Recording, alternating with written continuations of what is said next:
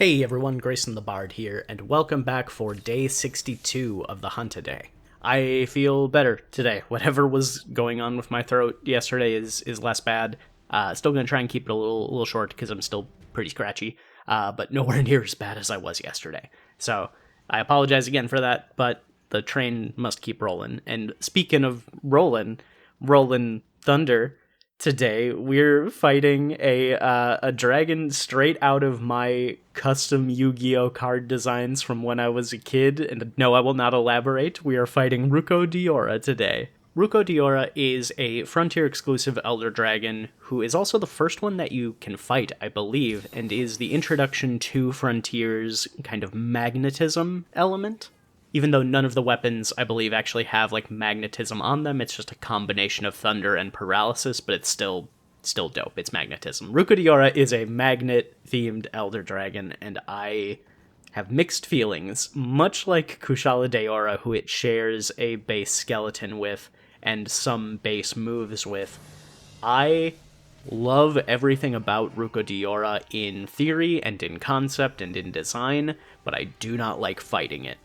Ruko Daora's main gimmick, its main shtick, is that it will create a magnetic field around itself that will both push and pull hunters away whenever it moves and attacks, and it will also rip up chunks of ground, kind of like taking a more like geomancer angle to magnetism, using like the metals in the ground, and cause chunks of debris to float around it, acting like a barrier, and even though they float very slowly, they have, like, I don't know, some kind of insane tracking, or maybe I'm just trash, but they always find a way to get right in the way of where I want to be and knock me either into an attack or, like, make it so that, like, my charges don't work or whatever. It always makes the fight annoying, and it's very reminiscent of Kushala Daora's Wind Aura and how it, like, is a really cool, interesting idea, but it just makes the fight annoying as hell.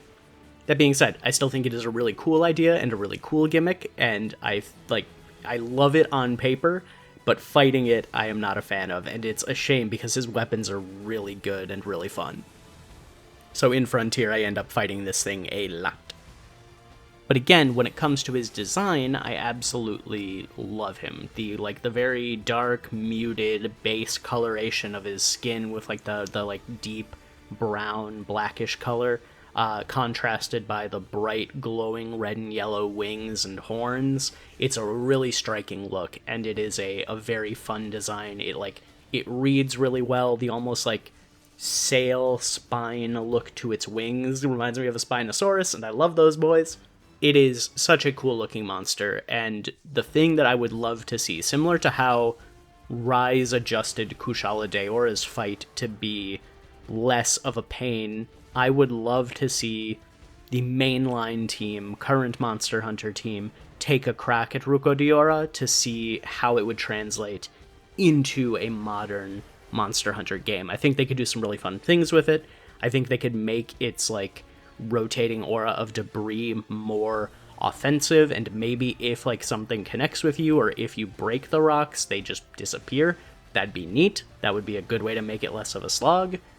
And I personally think Ruko Daora would fit really well in what I have seen of Wild so far. Because again, I have only seen the stuff from the Windward Plains that we got in the beta and the first trailer showing off Scarlet Forest. I have seen nothing since then. So maybe, I don't know, maybe Ruko Daora has been shown already.